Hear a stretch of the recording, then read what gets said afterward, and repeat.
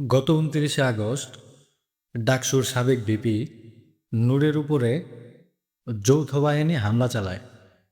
তো হচ্ছে বাংলাদেশ সেনাবাহিনী, বাংলাদেশ পুলিশ বাহিনী তাকে পিটিয়েছে। তো তাকে পিটানোর পরে এনসিপির যেই নেতা রয়েছে, ওই বাংলাদেশের লোকে ওকে কালা পাঠা বলে, যাই হোক উল্টাপাল্টা কথা বলে ও কালা পাঠা। তো ওই কালা পাঠা বলতেছে যে জাতীয় পার্টির হাত ধরে আপা ফিরতে চায়। আপা মানে হচ্ছে শেখ হাসিনা, যিনি বাংলাদেশ আওয়ামী লীগের প্রধানমন্ত্রী ছিলেন, বাংলাদেশের সাবেক প্রধানমন্ত্রী, বাংলাদেশ আওয়ামী লীগের সভাপতি শেখ হাসিনা।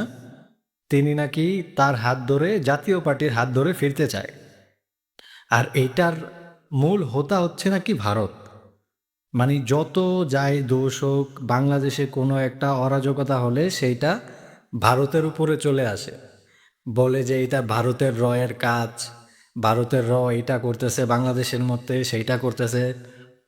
তো ওকে মারলো, ডাকসু বিবি নূরকে মারলো হচ্ছে যৌথ বাহিনী, এটা সবাই দেখলো, ভিডিও ফুটেজও ভাইরাল হয়েছে।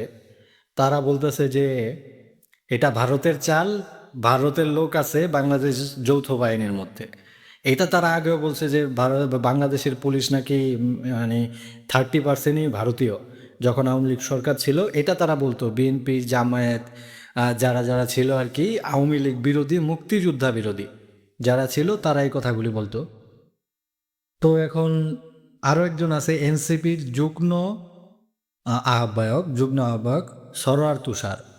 ও তো মোটামুটি ডিরেক্ট ঘোষণা দিছে যে আহ, ভারত ভারত আর জাতীয় পার্টি মিলে মানে আপাকে ফেরানোর জন্য, মানে শেখ হাসিনাকে ফেরানোর জন্য এইরকম হামলা চালিয়েছে ভিপি নূরের উপরে। তো যাই হোক, আমরা কিন্তু দেখছি যে ভিপি নূরের উপরে হামলা চালিয়েছে যৌথ বাহিনী, বাংলাদেশ যৌথ বাহিনী, পুলিশ বাহিনী আর হচ্ছে সেনাবাহিনী। তো এটা কিন্তু প্রকাশ্যই হয়েছে, তাকে যে মেরেছে এটা সব কিছুই প্রকাশ্য হয়েছে। কিন্তু বাংলাদেশে কোনো একটা ঝামেলা হলে, আমি আগে বলেছি, বাংলাদেশে কোনো একটা ঝামেলা হলে ভারতের নাম চলে আসে। কেন ভাই? ভারতের নামটাই কেন নিতে হয় তোমাদের? মানে ভারত এত বিদ্বেষী কেন? তোমরা এত ভারত বিদ্বেষী কেন? এই ভারত বিদ্বেষী মনোভাব কি তোমাদের কোনোদিন যাবে না? আমি একটা জিনিস বুঝি না, ভারত মানে একটা ভালো জিনিস করলে কখনো ভারতের নাম কেউ বলে না।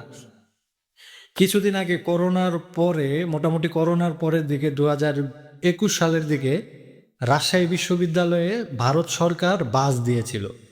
পরিবহন যে বাস আছে, রাজশাহী বিশ্ববিদ্যালয়ে বাস দিয়েছিল। তখনও দেখেছি আমি কিছু কিছু ছেলেপেলে যারা রাজশাহী বিশ্ববিদ্যালয়েরই ছাত্র, তারা কেমন ছাত্র আমি জানি না, তারা মানে ভারতকে একটা খারাপ গালি দিয়ে বলছে যে ওদের বালের উপহার আমরা চাই না। মানে তারপরে আবার দেখছি যে ওই বাসের সামনে গিয়ে ফটো উঠাইছে, বাসে চড়ে ঘুরে বেড়াচ্ছে, তারা গন্তব্যে যাচ্ছে সেই ভারত সরকারের দেওয়া সেই বাসে। তো তারা যখন ভালো কাজ, ভারত যখন একটা ভালো কাজ করে সেইটাতেও গালি খাইতে হয়, আর যেটা করে না, বাংলাদেশের নিজেরা নিজেরা যে খারাপ কাজটা করে সেই দোষটাও ভারতের উপরে চলে আসে। মানে এইটা যে কেমন একটা বিষয়। আর এনসিপির হ্যাশট্যাগ হচ্ছে ভারত। হ্যাশট্যাগ বলতে কি, আমরা যখন একটা ভিডিও আপলোড দেই সেটা ভাইরাল করার জন্য এক এক রকম হ্যাশট্যাগ দিই না? তো এনসিপি তো নতুন একটা দল, তাকে কেউ চেনে না। সে ভারতের বিরুদ্ধে যখন উল্টাপাল্টা কথা বলবে তখন সে একটু প্রচার প্রসারিত হবে, সে মানে তাকে সবাই চিনবে। তো তিনি সেই হ্যাশট্যাগ ব্যবহার করে, ভারতকে হ্যাশট্যাগ হিসাবে ব্যবহার করে। মানে কিছু একটা হইলেই ভারত। এর আগে যখন 5ই আগস্টে, যখন 2024 সালের 5ই আগস্টে যখন এই ঝামেলাটা হলো, তারপর থেকেই ওই দিন 6ই আগস্ট থেকে বলতেছে ভারতের হামলা চালাচ্ছে, এটা সেটা। কিন্তু শেষ পর্যন্ত কী হলো? জুতার দোকানে চুরি ডাকাতি যাই কিছু হয়েছে সব কিন্তু করেছে জামায়াত বিএনপির লোকে, সেটা কিন্তু পরে প্রমাণিত হলো।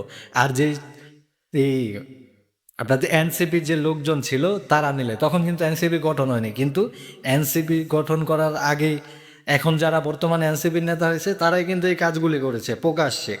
তখন প্রকাশ্যে হত্যা, প্রকাশ্যে নির্যাতন, প্রকাশ্যে ধর্ষণ, এগুলি সব কিছুই করেছে কিন্তু প্রকাশ্যে। তো যাই হোক, এনসিপির যেই মানে এই চামচিকা কালাপাঠা যাই বলি না কেন, এগুলি যারা আছে ওরা সবসময় ভারত বিদ্বেষী। এছাড়াও এর আগেও জামাতের যারা আছে, এর আগে একটা ছিল যে ওই কী বলে, ওই ইসের একটা হোটেলে গিয়ে যে ধরা খাইছিল একটা নেতা, ও নেতা ভারত বিদ্বেষী ছিল, কিন্তু সেই শেষ পর্যন্ত এসে ভারতে এসে চিকিৎসা করায়। মানে কি বলবো, ভারতকে দিয়ে ফায়দা লুটবে, ভারতকেই গালাগালি করবে, মানে বুঝে না, যেই থালে খাবে সেই থালি ফুটা করবে। একটা উপকার করলে তো ওই নাম তো নিবেই না, ওইটার উপরেও গালাগালি। আর তো ওই যখন একটা খারাপ কাজ হয় তখন তো বাপরে আর কিছু বলারই নাই, সব কিছু ভারত। মানে ওই দেশে বৃষ্টি হচ্ছে কেন, এটাও ভারতের দোষ, ওই দেশে রোদ উঠছে কেন, এটাও ভারতের দোষ। এত ভারত বিদ্বেষী বাংলাদেশি মানুষ হয়ে গেছে না। বাংলাদেশি সব মানুষ না, বাংলাদেশি সব মানুষ না, যারা এখন এই ফেসবুকের মধ্যে যুদ্ধ করে, আমি সেই লোকগুলির কথা বলতেছি। বাংলাদেশে আমাদের অনেক রিলেটিভস এখনও আছে, আমার অনেক বন্ধু আছে, তারা জানি, তাদের সাথে আমি চলেছি, তারা কতটা ভালো সেটা আমি জানি, এটা কিন্তু আমাকে বলতে হবে না। তারা সব সময় একটা সম্প্রীতির মধ্যে থাকতে চায়। আর কিছু জনগণ আছে যারা বোঝে না, ওরা হচ্ছে 3 নাম্বার বাচ্চা। কিসের 3 নাম্বার বাচ্চা সেটা ভেঙে বলতে হবে না, ওরা হচ্ছে 3 নাম্বার বাচ্চা, ওই 3 নাম্বার বাচ্চার মতো সব সময় পালায়। মানে কিছু একটা হলেই ভারতের দোষ। আর এই যে নতুন দল গঠন করেছে এনসিপি, ন্যাশনাল চুতিয়া পার্টি আর কি, এটা এনসিপি মানে তো এটাই হবে, ন্যাশনাল চুতিয়া পার্টি, এরকমই একটা কিছু হবে। তো যাই হোক, এই ন্যাশনাল চুতিয়া পার্টি হচ্ছে মানে কিছু হলে ভারতের দোষ। মানে এদের ভারত বিদ্বেষী মনোভাব কখনো যাবে না। দেখ সামনে তো ইলেকশন, দেখি কি হয় বাংলাদেশে, তখন এই ন্যাশনাল চুতিয়া লীগ কোথায় যায়। আর বাংলাদেশে তো গৃহযুদ্ধ হওয়ার সম্ভাবনা খুব সন্নিকটে, কারণ এই ন্যাশনাল চুতিয়া লীগ এখন নতুন করে ঘোষণা দিয়েছে যে জাতীয় পার্টিকে নিষিদ্ধ করার জন্য তারা আবার আন্দোলনে নামবে। এখন যদি তুমি জাতীয় পার্টিতে নিষিদ্ধ করার জন্য তুমি আন্দোলনে নামো, তখন তার সাথে আওয়ামী লীগ চলে আসবে, আওয়ামী লীগ যুক্ত হবে, যুক্ত হয়ে তো তখন তো একটা বড় অরাজকতা সৃষ্টি হয়ে যাবে। আর তোমার এনসিপির কয়টা লোক আছে, তুমি তো ঝামেলা লাগিয়ে দিয়ে চুপ করে বসে থাকবা, দেশে একটা গৃহযুদ্ধ লেগে যাবে। আর ইনুস সরকার তো এসেছে এই জন্য, ওর যে 7,000 কোটি টাকার কর আছে এটা মৌকুফ হয়ে গেছে। আর যে নামে যেই মামলাগুলি আছে সব কিছু খালাস করে দিয়েছে ইতিমধ্যে। এইটাই তো ছিল ওর চাল। এর মধ্যেও দেশ ছেড়ে পালাবে, এটা ওর বিদায় ঘন্টা বেজে যাচ্ছে। আর সব এই বাসটা কে নিবে, বাসটা নিবে হচ্ছে বাংলাদেশের সাধারণ জনগণ।